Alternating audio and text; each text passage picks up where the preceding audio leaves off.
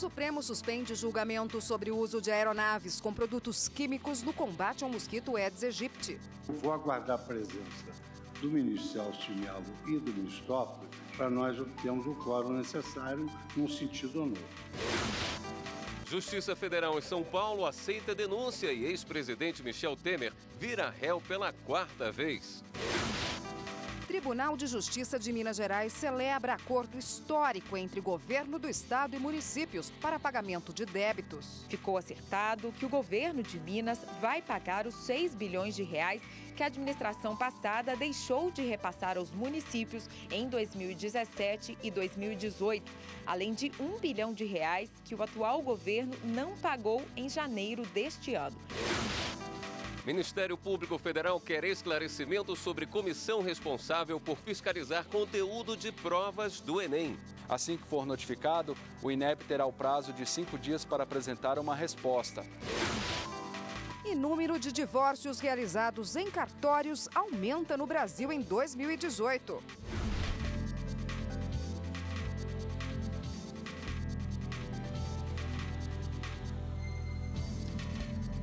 Olá, boa noite. Boa noite. O Supremo suspendeu hoje o julgamento sobre o uso de aeronaves com produtos químicos no combate ao mosquito Aedes aegypti. Os ministros decidiram aguardar os votos do presidente do Supremo e do decano da Corte. A repórter Carla Lucena, ao vivo, tem os detalhes da sessão de hoje pra gente. Vamos falar com ela. Boa noite, Carla. Olá, Érica. Boa noite para você, boa noite a todos. Olha só, esse foi um tema que foi bastante discutido hoje à tarde durante a sessão plenária. Nós tivemos aí votos e fundamentos diferentes sobre permitir ou não o uso de aeronaves contendo produtos químicos para combater o mosquito Aedes aegypti, causador aí de algumas doenças como a dengue, a chikungunya e a zika. O Supremo Tribunal Federal, ele julga neste caso uma lei federal de 2016 que foi criada aí depois da epidemia de zika entre os anos de 2015 e 2016 que ocorreu aqui no Brasil. Essa lei, ela traz aí medidas de vigilância sanitária quando há o perigo eminente à saúde pública por causa deste mosquito. E um dos pontos dessa lei foi justamente permitir o uso de aeronaves contendo produtos químicos, que joga esses produtos químicos em áreas para combater a proliferação deste mosquito. Hoje, na sessão, a Procuradoria-Geral da República, que é autora dessa ação, ela defendeu aqui no plenário de que o uso dessas aeronaves deve ser proibido no Brasil. Vamos ver a reportagem. Na ação, a Procuradoria-Geral da República classificou como alto risco para o meio ambiente e para a saúde das pessoas o uso de aeronaves com produtos químicos no combate ao Aedes aegypti, transmissor de doenças como zika, dengue e chikungunya. Além de ser duvidosa a efetividade da dispersão aérea de substâncias para reduzir a reprodução do mosquito, vetor das doenças, são relevantes os impactos negativos provocados pela adoção da medida. Não se trata de um cheque em branco. Não se trata de uma autorização dada sem qualquer critério. A lei foi, pelo contrário, o legislador foi muito criterioso, estabelecendo, primeiro, que se trata de uma situação de iminente perigo à saúde. Segundo, exigiu a aprovação das autoridades sanitárias. Primeira a votar, a ministra Carmen Lúcia disse que estudos do próprio poder público indicam malefícios na pulverização aérea. Acentua-se que o mosquito Aedes aegypti tem o que poderiam ser denominados hábitos domiciliares, recomendando-se a utilização de atomizadores portáteis dotados de maior eficácia para atingimento de criadouros. A pulverização aérea causa elevada mortalidade de insetos não alvos, os quais atuam como polinizadores e controladores naturais de praga. Por outro lado, o ministro Alexandre de Moraes disse que não há inconstitucionalidade na Lei Federal de 2016 que tratou do tema. Pode utilizar esse método, mas tem que ser aprovado caso a caso, deve ser aprovado pelas autoridades sanitárias e desde que comprovada a eficácia. Se de plano não há comprovação, não há autorização para esse determinado inseticida nem será realizado. Os ministros Edson Fachin e Luiz Roberto Barroso entenderam que não há incondicionalidade na norma, mas que o uso de aviões para combater o Aedes aegypti precisa de autorização prévia obrigatória das autoridades sanitárias e ambientais. Creio que o Poder Judiciário pode, ao iluminar o alcance desse comando normativo, emitir uma interpretação conforme, sem avançar sobre o texto, sem reduzi-lo nem ampliá-lo, para, à luz dos comandos constitucionais, delimitar tais condições como condições prévias e inafastáveis à utilização do método, sem, contudo, escoimá-lo ou retirá-lo peremptoriamente da ordem jurídica. Eu acho, na minha leitura, que faltou uma autoridade competente para se manifestar nessa matéria. Meio ambiente, não? Que é o meio ambiente. Eu sou o último a votar, mas eu quero apenas comunicar que eu vou aguardar a presença do ministro Celso de Mello e do ministro Toffoli para nós obtermos o quórum necessário num sentido ou no outro. Eu, então, vou acompanhar o voto do ministro Alexandre Moraes, no sentido de julgar improcedente. Consultora jurídica Karina Zucolotto está aqui para falar sobre a sessão dessa tarde. Karina, boa noite. Boa noite, William. Boa noite, Karina. Boa noite, o plenário está Erika. dividido. Para que essa tese da interpretação conforme prevaleça, é preciso que haja um quórum mínimo, é isso? O próprio ministro Luiz Fux, presidente hoje da sessão plenária, ele disse que preferiu suspender a sessão de julgamentos para colher os votos dos ministros ausentes, ministros Celso de Mello e Dias Toffoli, para que possa chegar a um quórum necessário. E qual é esse quórum necessário previsto na Constituição? Maioria absoluta dos membros do Supremo Tribunal Federal. Esse quórum de maioria absoluta, na doutrina, é chamado de cláusula de reserva de plenário. E ela é exigida toda vez que a inconstitucionalidade de uma norma for declarada, porque vai se retirar a eficácia daquela norma para que ela não obrigue mais ninguém em razão do efeito vinculante que essa decisão do Supremo acaba provocando. E no caso da interpretação conforme, da mesma maneira. A interpretação conforme é uma técnica de julgamento em que o Supremo Tribunal Federal vai dizer qual é a melhor forma de se interpretar aquela norma para se evitar a aplicação divergentes na hora de se interpretar aquela legislação. Então, até agora, nós temos 4 ministros que votaram pela improcedência da ação direta de inconstitucionalidade, ou seja, pela manutenção da validade absoluta da norma. Não há qualquer inconstitucionalidade, a própria legislação, ela condiciona as circunstâncias para o uso de aeronave e isso bastaria não havendo qualquer violação da Constituição. Por outro lado, outros 4 ministros preferiram julgar parcialmente procedente para dar essa interpretação conforme, ou seja, fazer a leitura do dispositivo questionado pela Procuradoria-Geral da República, não dizendo que ele é inconstitucional e nem constitucional plenamente, mas dizendo de que maneira ele deve ser lido para estar compatível com o artigo 225, que protege o meio ambiente. Então, para que essa tese, como você disse, da interpretação conforme prevaleça, são necessários pelo menos 6 votos no plenário para que ela seja levada a efeito. Do contrário, não se pode declarar a inconstitucionalidade e nem afirmar essa interpretação conforme. Então, vale lembrar, como a gente viu na reportagem da Carla, ministra Carmen Lúcia, relatora, foi a única, até agora, na votação, a entender que a norma é absolutamente inconstitucional, pelo menos nessa parte da utilização da aeronave. Quanto à improcedência ou à interpretação conforme, plenário dividido, julgamento suspenso. Vamos aguardar os votos dos ministros que estavam ausentes justificadamente na sessão de hoje. Ok, Karina, obrigado pela sua presença mais uma vez aqui, seus esclarecimentos. Eu que agradeço. Boa noite. Boa noite. O presidente do Supremo Tribunal Federal, o ministro Dias Toffoli, aceitou o pedido da Ordem dos Advogados do Brasil e retirou a pauta da votação à validade de prisões após o fim de recursos na segunda instância da Justiça. O julgamento estava marcado para o dia 10 deste mês, quando o STF analisaria 3 ações declaratórias de constitucionalidade que tratam do assunto. O relator no STF é o ministro Marco Aurélio. O ex-presidente Michel Temer virou réu pela 4ª vez. O juiz Diego Paes Moreira, titular da 6ª Vara Federal Criminal de São Paulo, aceitou denúncia feita pela Força Tarefa da Lava Jato contra ele, a filha dele, Maristela Temer, o coronel João Batista Lima Filho e a mulher de Lima, Maria Rita Fratesi. Com a decisão, os 4 agora se tornam réus em uma ação penal pelo crime de lavagem de dinheiro. O MPF denunciou os 4 na última terça. A suspeita dos procuradores é que a reforma da casa de Maristela Temer foi financiada com dinheiro desviado das obras da usina nuclear de Angra 3. A defesa deles nega os crimes. E no próximo bloco, acordo histórico na Justiça de Minas. O governo vai pagar dívida de 7 bilhões com municípios. Assim que possível. Talvez hoje já, porque se temos de fazer, que se faça logo.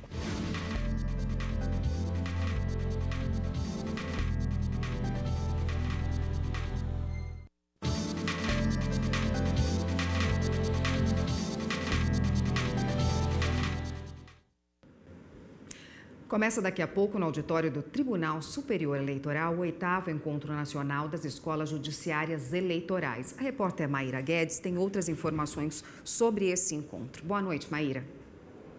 Olá, muito boa noite. A movimentação já é intensa aqui nesse evento que reúne diretores das escolas judiciárias de todo o Brasil. A ideia é justamente debater ações, compartilhar conhecimentos e também estimular a troca de experiências entre as escolas judiciárias eleitorais. Esse evento começa hoje, segue até amanhã à tarde. Na programação constam palestras com ministros e debates que abordam o direito eleitoral e a cidadania. Estão confirmadas as presenças dos ministros Luiz Roberto Barroso e Edson Fachin. Lembrando que as escolas judiciárias eleitorais, elas são responsáveis pela capacitação de magistrados e de agentes públicos que queiram aprimorar as práticas eleitorais, a política e a educação, visando o fortalecimento da democracia e também de todo o processo eleitoral. A abertura do evento será feita pela presidente do TSE, a ministra Rosa Weber, e esse evento vai ser todo transmitido ao vivo pelo canal do youtube.com/TSE. Érica William. Obrigado, Maíra. O Tribunal de Justiça de Minas Gerais intermediou o acordo entre governo e municípios mineiros para o pagamento de uma dívida de 7 bilhões de reais que o Estado tinha com prefeituras. A assinatura do acordo foi em uma cerimônia no plenário do tribunal, depois de uma audiência de conciliação. Ficou acertado que o governo de Minas vai pagar os 6 bilhões de reais que a administração passada deixou de repassar aos municípios em 2017 e 2018, além de 1 bilhão de reais que o atual governo não pagou em janeiro deste ano. Esses recursos são relativos a valores referentes ao ICMS, IPVA e Fundeb, o Fundo de Manutenção e Desenvolvimento da Educação. Esse acordo, mediado pelo Tribunal de Justiça de Minas Gerais, põe fim a 80% das cerca de 600 ações ajuizadas nos últimos 2 anos. No acordo, o Estado se compromete a começar a pagar o valor devido a partir de janeiro do ano que vem em 33 parcelas e se compromete também a não atrasar novos repasses. A desembargadora Mariângela Meyer explica que aproximadamente 700 municípios vão receber os recursos em atraso. Não existe números específicos porque a associação informa os processos dela. Tem muitos municípios que se encontram devidamente representados por seu corpo jurídico. Então não tem um número preciso, mas aproximadamente 700 ações ajuizadas com esse mesmo objetivo. Os demais municípios, caso queiram comparecer e aderir ao acordo, eles poderão aderir nas mesmas condições. A gente acredita que eles, porque do contrário eles vão receber esse passivo na forma de precatório. E isso não é bom. Daqui a 12, 14 anos, quem sabe. E com essa possibilidade, eles terão um período bem mais curto para poder fazer jus ao passivo que eles têm com crédito aqui junto ao governo do Estado. O governo também vai pagar em 10 parcelas, a partir de maio deste ano, 121 milhões de reais que estão atrasados para o custeio do transporte escolar. existe uma possibilidade no acordo de adiantar esse pagamento para esse ano, desde que o Estado consiga contrair algum crédito, fazer alguma relação de crédito que agregue valor ao caixa do Estado, e ele vai adiantar esse pagamento para esse ano. E nós estamos muito confiantes que isso vai acontecer. Durante a cerimônia, o governador Romeu Zema se desculpou pelas dificuldades financeiras enfrentadas nos últimos anos e afirmou que vai revogar o decreto de 2017 que permitia a retenção de verba constitucional. Assim que possível, talvez hoje já, porque se temos de fazer, que se faça logo. Tanto o governador do estado quanto o prefeito de Belo Horizonte, Alexandre Calil, e o presidente da Associação Mineira de Municípios agradeceram o trabalho do TJMG durante as negociações. O presidente do tribunal, Nelson Messias de Moraes, destacou a importância da conciliação para a mediação dos conflitos. Estamos, a partir de hoje, construindo uma nova agenda para Minas Gerais, uma agenda positiva, que é importante para que possamos sair dessa crise, que ela não é só mineira, ela é nacional e, por isso mesmo, precisamos de um novo pacto federativo para solucionar os problemas dos estados e dos municípios. O Ministério Público Federal pediu novos esclarecimentos ao Instituto Nacional de Estudos e Pesquisas Educacionais Anísio Teixeira, o INEP, sobre a comissão que pretende fiscalizar o conteúdo das provas do Enem. No ofício encaminhado ao presidente do INEP, Carlos Sampaio, a Procuradora Federal dos Direitos do Cidadão, Débora Duprá, pede que o Instituto informe ao Ministério Público Federal a qualificação profissional dos membros e como será o trabalho da comissão criada para avaliar o banco de questões aplicadas no Exame Nacional do Ensino Médio, o Enem. Assim que for notificado, o INEP terá o prazo de 5 dias para apresentar uma resposta. Desde 2009, o Enem se tornou critério de seleção para quem deseja entrar nas universidades federais ou participar de programas sociais, como o SISU, ProUni e o FIES. O exame é considerado o maior vestibular do Brasil e só em 2018 recebeu mais de 6 milhões de inscrições. E a Procuradoria Federal dos Direitos do Cidadão, do MPF, encaminhou à ministra da Mulher, da Família e dos Direitos Humanos, Damares Alves, recomendação para que revogue a portaria que designou a nova composição da Comissão de Anistia. O objetivo é garantir que sejam asseguradas a imparcialidade e a independência dos trabalhos. Publicada no dia 28 de março, a portaria inclui entre os membros do colegiado militares de carreira e pessoas com suposta atuação contrária à Comissão de Anistia e à Comissão Nacional da Verdade, segundo a Procuradoria. De acordo com a recomendação, o não acolhimento pode resultar em tomada de providências judiciais. E a seguir, Brasil registra aumento no número de divórcios extrajudiciais em 2018 em relação ao ano anterior. Não há uma dificuldade, então com essa facilidade realmente aumentou a procura de casais que querem se divorciar.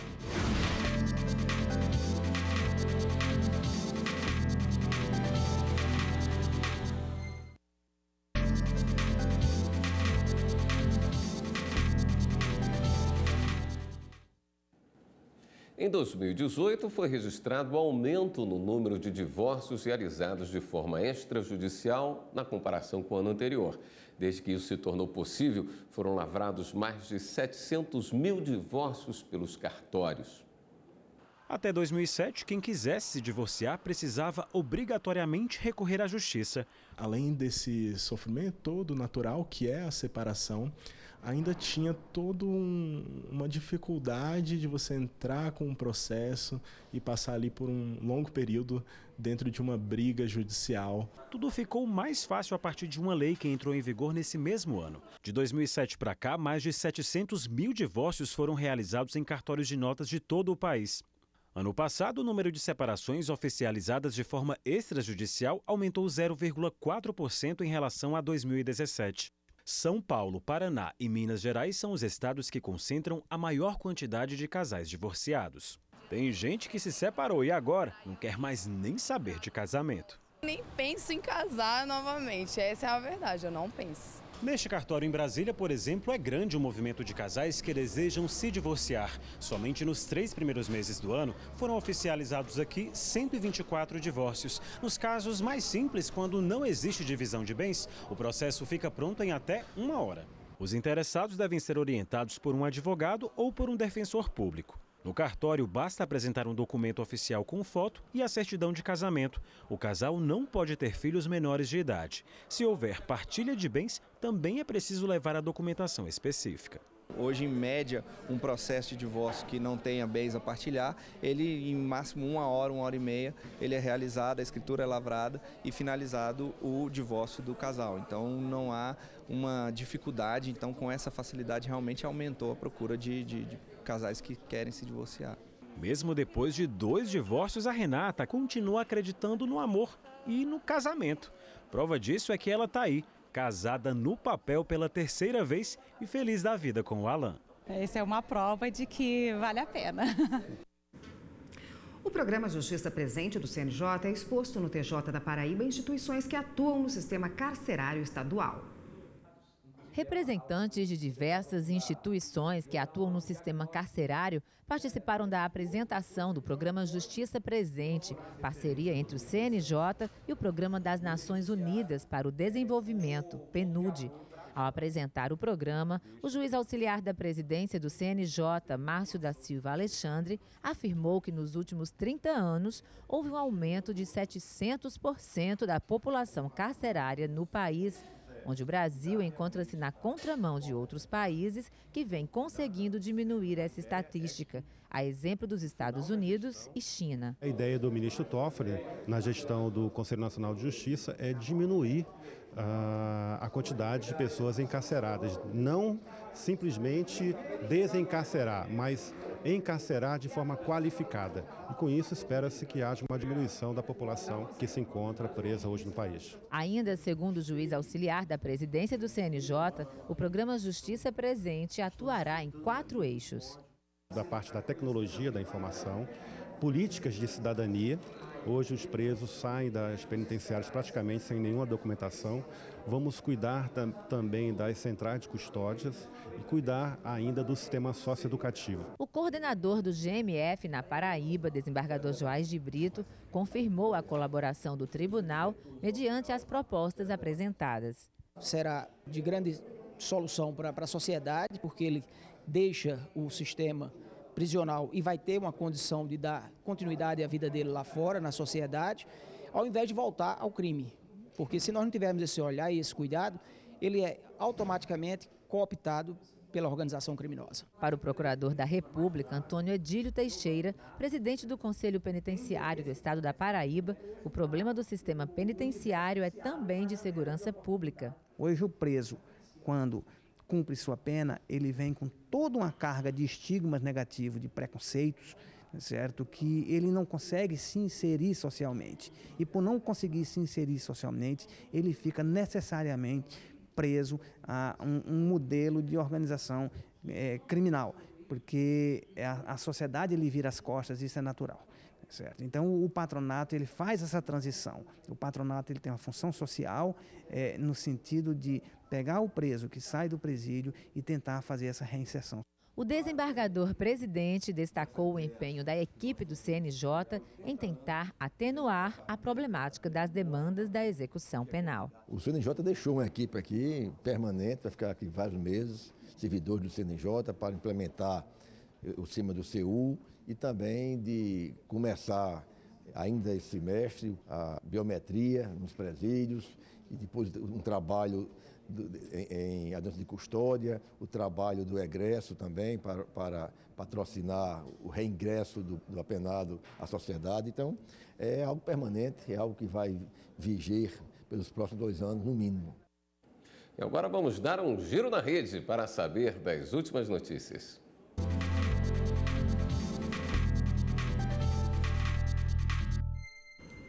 Vamos à redação do Jornal da Justiça falar hoje com a repórter Fernanda Porto, que é quem tem as novidades para a gente. Boa noite, Fernanda. Boa noite, Érica. Boa noite, William. Boa noite para você que nos acompanha. Olha só, foi divulgada agora há pouco na rede uma nota da Força Tarefa da Lava Jato no Ministério Público Federal no Paraná e da 5ª Câmara de Coordenação e Revisão do MPF, esclarecendo os termos do acordo de leniência firmado com a empresa Odebrecht em 2016. O texto diz que os recursos receberão destinação a partir de decisões do juízo com base naquilo aquilo que está previsto no acordo. A equipe da Lava Jato disse ainda que o comunicado é em razão de informações falsas que circulam nas redes sociais, dizendo que o dinheiro ficaria com procuradores envolvidos na investigação.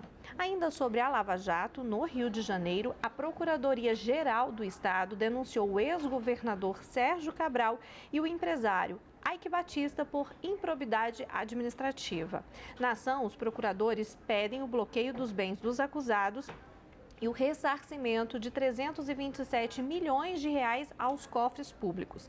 A denúncia é referente à Operação Eficiência, deflagrada em 2017, como eu disse, é um desdobramento da Lava Jato no Rio de Janeiro. A operação investigou crimes de lavagem de dinheiro e ocultação no exterior de aproximadamente 100 milhões de dólares. E para terminar o nosso giro, agora há pouco foi concluída uma audiência e terminou em acordo referente à tragédia que ocorreu no começo do ano em Brumadinho. Ficou acertado na audiência de conciliação que envolveu o Ministério Público de Minas Gerais, a mineradora Vale e o governo do estado, que serão feitas ações para captação de água, medidas de vigilância epidemiológica, monitoramento sanguíneo de moradores e também de animais, contratação de assessorias técnicas para medir o dano de cada atingido e ainda dedução de pagamentos emergenciais em futuras indenizações na Justiça. E você em casa, quer rever alguma de nossas reportagens ou algum programa daqui da TV Justiça? Para isso é muito fácil. É só você ir lá no nosso canal no YouTube e digitar TV Justiça Oficial. Eu volto ao estúdio. Érica, William. Obrigada, Fernanda. Esta edição do Jornal da Justiça fica por aqui. Uma boa noite para você. Continue com a programação da TV Justiça e a gente se vê amanhã. Até lá.